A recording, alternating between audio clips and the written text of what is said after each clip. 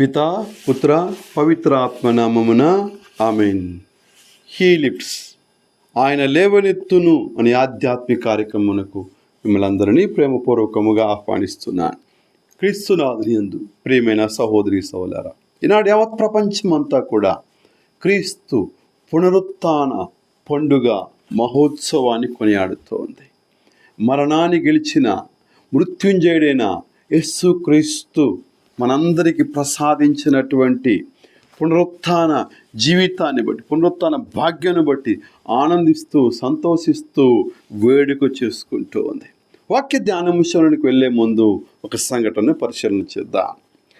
జర్మనీలోని Berlin నగరం 1961 నుండి 1989 వరకు రెండుగా విభజించబడింది. తూర్పు బెర్లిన్, పశ్చిమ బెర్లిన్. తూర్పు బెర్లిన్ కమ్యూనిస్టు యొక్క పాలనలో ఉంది, పశ్చిమ బెర్లిన్ ప్రజాస్వామ్య పాలనలో ఉన్నాయి. ఈ రెండు వేరుపడ్డాయి, పెద్ద గోడను పెట్టుకున్నాయి. కనుక ఈ రెండు నగర ప్రజలు దాదాపు 3 దశాబ్దాల పాటు, సుమారు 28 ఏళ్ల పాటు ఒకరినొకరు కలుసుకోలేక, మాట్లాడుకోలేక వారు దూరమై ఉన్నారు. ఎన్నాళ్ళో వారి యొక్క వేదన, వారి గుండెల్లో ఉన్నటువంటి బాధ, కన్నీరు చెప్పుకోలేక, మాట్లాడలేక, కలుసుకోలేక ఎంతో వేదన పడి ఉన్నారు. అయితే 1990వ సంవత్సరం ఏప్రిల్ 15న వచ్చినటువంటి ఈస్టర్ పండుగ రోజున ఈ జర్మన్ ప్రజలకు ఒక గొప్ప పునర్జీవం, ఒక గొప్ప పునరుత్థానం, ఒక గొప్ప వేడుక వారి జీవితాలలో. మరణ వేదనతో, బాధతో, కన్నీటితో, వ్యధతో ఉన్నటువంటి వారి జీవితాలకు ఊపిరి పోసిన రోజు, పునర్జీవం చేసిన రోజు, వారందరినీ పునరంకితం చేసినటువంటి ఆ యొక్క గొప్ప రోజు అని చెప్పవచ్చు. ఎందుకంటే 3 దశాబ్దాల తర్వాత విడిపోయినటువంటి ఆ కుటుంబాలు, స్నేహితులు అందరూ కూడా ఆ యొక్క ఈస్టర్ పండుగను వారు జరుపుకున్నారు.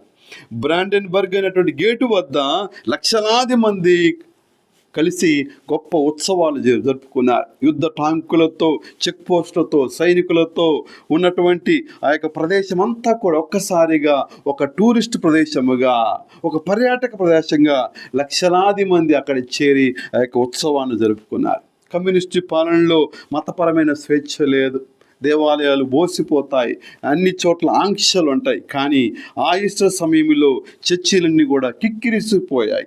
రాజకీయ స్వేచ్ఛ, జర్మనీ మళ్ళీ ప్రాణం పోసుకుంది. కనుక విభజన, విద్వేషం, భయానకమైనటువంటి విభజన, విద్వేషం, చెదిరిపోయినటువంటి ఆ జీవితాలు, ఐక్యత, పునర్జీవం అనేటువంటి అడుగు పడిన రోజు ఆ ఈస్టర్ పండుగ. ప్రియమైన సహోదరి సోదరులారా, ఈనాడు సత్యశ్రీ సభ పునరుత్థాన పండుగ దినాన్ని కొనియాడుతోంది. ఈ విశ్వంలో అనేక మంది మరణించారు. కొద్దిమంది మేము లేస్తాము అని చెప్పేసి సమాధిలోకి వెళ్ళారు, కానీ వాళ్ళు లేవలేదు, కాలగర్భంలోనే కలిసిపోయారు. కానీ ఒకే ఒక్కడు తాను నుడివిన విధమున హల్లెలూయా, 3వ దినమున హల్లెలూయా, మరణము గెలిచిన హల్లెలూయా, మన మృత్యుంజయుడై మన ప్రభు 3వ దినమున లేచాడు. తను నుడివిన విధముగా, తను పలికిన విధముగా ఆయన 3వ దినాన లేచాడు. ప్రియమైన సహోదరులారా, ఈ విశ్వములో అనేక మంది మరణించారు, కానీ లేవలేదు. కానీ లోకరక్షకుడైనటువంటి క్రీస్తు మరణించినప్పుడు ఈ విశ్వమే విలవిలలాడిపోయింది. విశ్వమే విలవిలమాడిపోయింది. పగలే చిమ్మ చీకటి, భూకంపం, బంట్రౌతులు, సైనికులు పరారైపోయారు. అధికారులు శత్రువులకు చెమటలు పట్టాయి. అందరూ కూడా పలాయనం పట్టారు. సమాధి బద్దలైంది. మృత్యువు ఓడిపోయాడు, మరణం ఓడిపోయింది, సమాధి ఓడిపోయింది. ప్రభువైన యేసుక్రీస్తు మృత్యుంజయుడై లేచి ఉన్నాడు. ప్రియమైన సహోదరి సహోదరులారా, ఈ యొక్క పునరుత్థానమే నీకు నాకు ఊపిరి, నీకు నాకు ఆయుష్ను ఊపిరి పోస్తూ ఉంది. ఇదే గనక, ఈ పునరుత్థానమే గనక లేకపోతే నీ విశ్వాసం, నా విశ్వాసం వ్యర్థం. కనుక మనందరికి ఆగిపోసినటువంటిది ఈ పునరుత్థానమే. కనుక ఈ పునరుత్థానం నీకు నాకు గొప్ప పర్వదినం, ఆనందాన్ని ఇచ్చే, సంతోషాన్ని ఇస్తే, నిరీక్షణ కలిగింపచేసేటటువంటి పండుగ, మన జీవితాలకు అర్థాన్ని, పరమార్థాన్ని ఇచ్చినటువంటి పండుగ. అందుకే పౌలు గారు కొరింథీ రాసిన మొదటి లేఖ 15వ అధ్యాయం 14వ వచనంలో పౌలు గారు ఏమంటున్నాడు, క్రీస్తే కనుక లేవనెత్తబడనిచో మా బోధ వ్యర్థం, మీ విశ్వాసం కూడా వ్యర్థం. కనుక ఆయన లేచాడు కాబట్టే నీకు నాకు ఈ శక్తి, ఈ బలము, ధైర్యం, ఊపిరి, ఈ నిరీక్షణ. ఆయన కానీ లేవకపోతే మా బోధ వ్యర్థము, మీరు మీ యొక్క విశ్వాసం కూడా వ్యర్థమని కరాఖండిగా చెప్తున్నాడు. ప్రియమైన సోదరి సోదరా, పునీత ఫుల్టన్ జేషన్ గారు, ఆర్చ్ బిషప్ ఫుల్టన్ జేషన్, ఆయన గొప్ప రేడియో ప్రసంగికుడు. ఆయన ప్రభు యొక్క ఉత్థానం గురించి గొప్పగా చెప్తున్నాడు. అందరు ఈ లోకములో గొప్ప వాళ్ళుగా పుట్టాలని వచ్చారు, గొప్పగా బతకాలని వచ్చారు, సుఖ సంతోషాలతో, ఆనందాలతో, భోగభాగ్యాలతో జీవించాలని వచ్చారు. కానీ ఒకే ఒక్కడు ఈ లోకములో పేదవాడుగా వచ్చాడు, అనామకుడుగా వచ్చాడు, దిక్కులేనివాడుగా వచ్చాడు. అదే రీతిగా ఈ లోకములో ఉన్నటువంటి పాపాన్ని, మాలిన్యాన్ని తనపై వేసుకొని క్రూరమైనటువంటి మరణాన్ని అనుభవించి, శ్రమలు అనుభవించి, ఇక్కట్లు అనుభవించి ఆయన ఈ లోకములో మనందరి కోసం ప్రాణం పెట్టాడు. మరణంపై, లోకముపై, అపవాదిపై, ఈ లోకంపై ఆయన ఆధిపత్యాన్ని పొందుకొని నిన్ను నన్ను అందరినీ కూడా ముచ్చిపాలు కాకుండా, శాపం పాలు కాకుండా, మట్టి పాలు కాకుండా, గోతి పాలు కాకుండా నిన్ను నన్ను మృత్యువు నుండి ఆయన సురక్షితముగా లేవనెత్తాడు, గొప్ప విజయాన్ని ప్రసాదించాడు, నిన్ను నన్ను ఆయన పరలోక పౌరులుగా చేశాడు అని పునీత ఫుల్టన్ జేషన్ గారు సెలవిస్తూ ఉన్నాడు.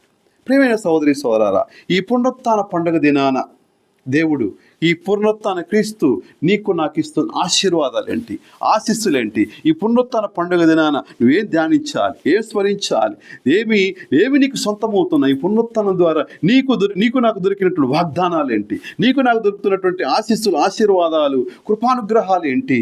ఈ పండుగ దినాన మనం ధ్యానం చేద్దాం.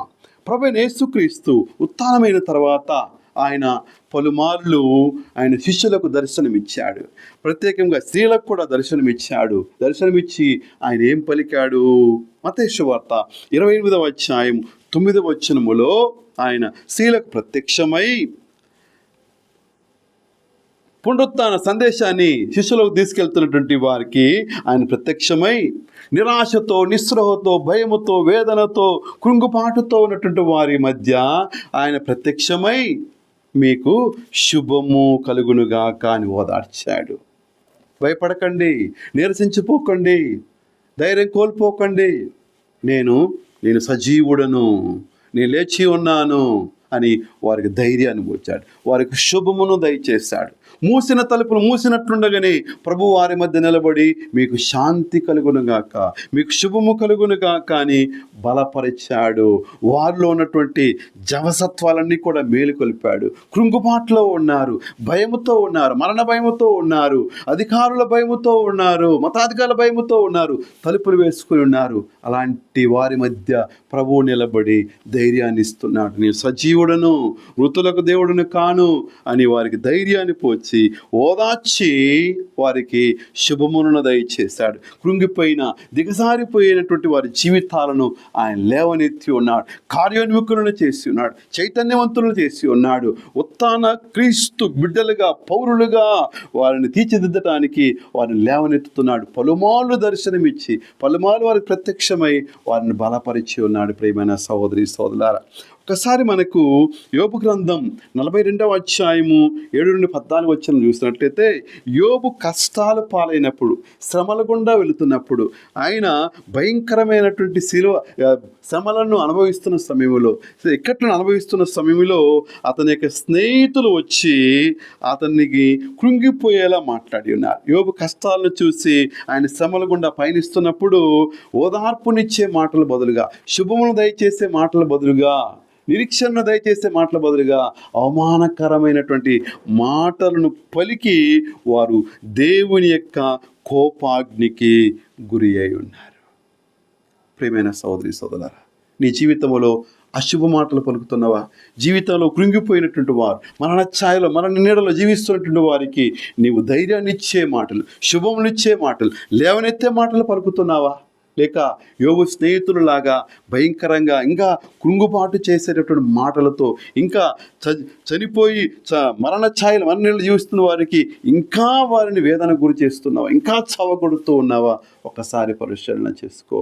ప్రభు వారికి శుభములు నింపి, ధైర్యాన్ని నింపి, వారిని చైతన్యపరిచి ఉన్నాడు, లేవనెత్తి ఉన్నాడు. ఇంకా వెళ్ళండి, ఈ శుభవార్తను, ఈ సువార్తను, నేను పునరుత్థానుడయ్యాను, ఈ శుభవార్త సమాచారాన్ని లోకమంతా ప్రకటించండి. సకల జాతి జనులకు ఈ సువార్త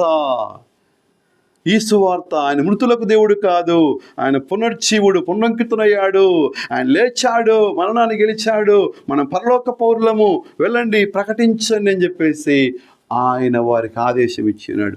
శుభములతో నింపి ఆ శుభవార్తను ప్రకటించమన్నాడు. సకల జాతి జనులకు మీరు వెళ్ళి, మత్తయి శుభవార్త 28:19 సకల జాతి జనులకు పితా పుత్ర పరిశుద్ధాత్మ నామమున మీరు వారి సువార్తను ప్రకటించి విశ్వించమని జ్ఞానస్థానం ఇచ్చి నా బిడ్డలుగా చేయమని చెప్పేసి ఆయన అభయం ఇచ్చి ఉన్నాడు. ఇక రెండవ వాగ్దానం, రెండవ ఆశీర్వాదం, రెండో అభయం, రెండో ఆశీస్సులు ఏమిటంటే మత్తయి శుభవార్త 28:10 మనం చూసినట్లయితే మీరు భయపడవలదు, నేను లేచి ఉన్నాను. ఈ లోకములో ఎక్కడ చూసినా భయం, అపవాదం చూసిన భయం, చీకటిని చూసిన భయం, అపవాది తంత్రాలు చూసిన భయం, మనుషులను చూసిన భయం. కానీ ప్రభు పరిశుద్ధ గ్రంథములో 365 సార్లు పైగా రాయబడింది, భయపడకుడు, నేను నీకు తోడై ఉన్నాను, వెరవకము, నేను నీకు తోడై ఉన్నానని ప్రభు పలుకుతున్నాడు. అభయవాక్కు గొప్ప వాగ్దానం ఇస్తున్నాడు. నేను మీకు తోడై ఉన్నాను, మీతో ఉంటానని చెప్పేసి అభయం ఇస్తూ ఉన్నాడు. అధికారుల భయం చేత, ప్రాణభయం చేత బిక్కుబిక్కుమంటూ కూర్చున్నటువంటి వారికి ధైర్యాన్ని పోసి అన్నాడు. ఆ ధైర్యమే అపోస్తులు తల ఎత్తుకునేలా ధైర్యముతో ప్రాణాలు అర్పించటానికి, హింసలను శ్రమను అనుభవించటానికి, యేసు ప్రభుని గురించి ప్రకటించటానికి ఊతమిచ్చి ఉంది. అపోస్తుల కార్యములు 4:20 మేము కళ్ళారా చూచిన దాని గురించి, చెవులారా విన్న దాని గురించి మేము మాట్లాడకుండా ఉండలేమని పలికినారు. న్యాయస్థానాల ముందు కొరడా దెబ్బలు తిన్నారు. అనేకమైనటువంటి హెచ్చరికలు పొందుకున్నప్పటికి కూడా మేము ప్రకటిస్తాం, చూచిన దాన్ని విన్న దాని గురించి మేము మాట్లాడకుండా ఉండలేమని చెప్పేసి అభయాన్ని పొందుకుని ఉన్నారు. భయముతో, పిరికితనముతో ఉన్నటువంటి వారు, పట్టించినటువంటి వారు, ఆయన ఎవరో నాకు తెలియదు అని ముమ్మారు బొంకినటువంటి పేతురు, అందరూ కూడా ధైర్యముతో ముందుకు వెళ్ళారు. యోహన్న రాసిన మొదటి లేఖ 1:1-3 మేము చూచిన దాన్ని, విన్నదాన్నే మేము ప్రకటిస్తున్నాం. కట్టుకథలు కాదు, మా కళ్ళారా మేము అనుభవించిన దాన్ని, మేము సూచించిన, మేము తాకిన దాన్ని మేము ప్రకటిస్తున్నాం అని పునీత యోహాను గారు సెలవిస్తున్నాడు. కనుక మీరు భయపడకుడు, నేను మీకు తోడై ఉన్నాను. కీర్తన 34:4 సెలవిస్తుంది, నేను ప్రభువును ఆశ్రయింపగా ఆయన నా మొర వినెను, నా భయములెల్లా తొలగించెను. చీకటిలో, దట్టమైనటువంటి కారడవిలో, చిట్టడవిలో ఉన్నటువంటి దావీదు కుటుంబం కోసమో, తండ్రి కోసమో, కర్ర కోసమో, ఆయుధం కోసమో అతడు వెతుకలాడలేదు. దేవుని వాగ్దానాలు నమ్మినటువంటి దావీదు, ఉగ్గుపాలతో దేవుని యొక్క వాగ్దానం, దేవుని యొక్క శక్తిని, బలాన్ని చూరగొన్న స్పృశించినటువంటి దావీదు కీర్తన 23 మనం సెలవిస్తుంది 1-4 ప్రభువే నాకు కాపరి, నాకే భయము లేదు, ఏ కొదవ లేదు, అతను గాఢాంధకారంలో ఉన్నా నేను భయపడను, జంకను అని చెప్పేసి పలుకుతున్నాడు. ప్రియమైన సహోదరి సోదరులారా, ఈ ఉత్థాన క్రీస్తు నీకు ఇదే అభయం ఇస్తున్నాడు. ఒంటరిగా ఉన్నావా, నిరాశలో ఉన్నావా, నిస్పృహలో ఉన్నావా, వేదనలో ఉన్నావా, మరణ భయముతో ఉన్నావా, పిరికివాడిగా ఉన్నావా, అసమానతలో ఉన్నావా, దారి తెన్నులాకున్నావా, దిశానిర్దేశం లేకుండా ఉన్నావా, నేనున్నాను అంటున్నాడు ఉత్థాన క్రీస్తు. భయపడకము, నేను నీకు తోడై ఉన్నాను అని ప్రభు సెలవిస్తున్నాడు. ప్రియమైన సహోదరి సోదరులారా, ఇక 3వ అభయవాక్కు, 3వ వాగ్దానం, 3వ ఆశీర్వాదం, 3వ భరోసానిచ్చే వాక్కు మత్తయి శుభవార్త 28వ అధ్యాయం 18వ వచనములో యేసు వారి వద్దకు వచ్చి వారితో, ఇహ పరములందు నాకు సర్వాధికారము ఇయ్యబడినది. అధికారం ఇచ్చి పంపుతూ ఉన్నాడు. దేనిపై అధికారము? పాపశక్తులపై, సైతాను శక్తులపై, నరక శక్తులపై. మీరు దేన్ని బంధిస్తారో పరలోకంలో బంధింపబడును, దేని విప్పుతారో అది పరలోకం విప్పబడను. కనుక నరక శక్తులపై, ఈ లోక శక్తులపై, సైతాను శక్తులపై ఆయన అధికారం ఇస్తూ ఉన్నాడు. కనుక గొప్ప వాగ్దానము. పరలోకమందు ఈ లోకం దేని బంధిస్తావో అది పరలోకమందు బంధింపబడినంటుంది. కనుక ఈ అపోస్తల వారసత్వములో కొనసాగబడుతుంది ఈ అధికారం. అపోస్తల వారసత్వంలో ఇవ్వబడుతున్నటువంటి సైతాను శక్తులపై యాజకులకు ఇస్తున్నటువంటి దేవుడు గొప్ప అభిషేకం, వాగ్దానం, అధికారం. ప్రేమైన సోదరులారా, ఈ లోకపు సైతానుపై విజయాన్ని ప్రసాదించే అభయవాక్కు, ఈ అధికారం, దురాత్మలపై, దుష్టశక్తులపై ఆయన ఇస్తున్నటువంటి అధికారం. ఇక 4వదిగా మత్తయి శుభవార్త 28వ అధ్యాయము 20వ వచనం మనం చూసినట్లయితే, ఇదిగో లోకాంత్యం వరకు సర్వదా నేను మీతో ఉందును అని ప్రభు వాగ్దానం చేస్తున్నాడు. కనుక ఆయన తన వాగ్దానాలను నిలబెట్టుకునేటటువంటి వాడు. కనుక ఇటన్నిటికీ ఈ వాగ్దానాలకు మనం అర్హులం, పాత్రులం. కనుక మనం ఆయన వారసులం, పుత్రులం, ఆయన పారసులం, ఎన్నుకోబడిన జాతి, రాచరికులు, గురుకులం, ఆయన దేవుని యొక్క సొంత జనాంగం. కనుక ఇంత గొప్ప వాగ్దానం మనకి ఇవ్వబడింది. లోకాంతం వరకు తల్లి మరిచిన నేను విడవను, నిన్ను ఎడబాయను, నేను తోడై ఉంటాను. భూదిగంతముల వరకు, లోకాంతం వరకు నేను మీకు తోడై ఉంటాను. ఈ లోకములో నీకుతో ఎవరు రాకపోయినా నీకు తోడై ఉన్నవాడు, నిన్ను కనిపెట్టుకుని ఉండేవాడు, కుడికి పాటలు పడడు, నిద్రపోడు, నీతో ఉండే దేవుడు, నిన్ను కాపాడువాడు నీతో ఉన్నాడు. నేను ఎన్నుకున్నవాడు, నేను రక్షించినవాడు, నేను విమోచించినవాడు, నేను పిలుచుకున్నటువంటి వాడు, నేను ఎన్నుకున్నవాడు నీతో ఉన్నాడని జ్ఞాపకం చేసుకో. ఆ వాగ్దానాలు నమ్ము.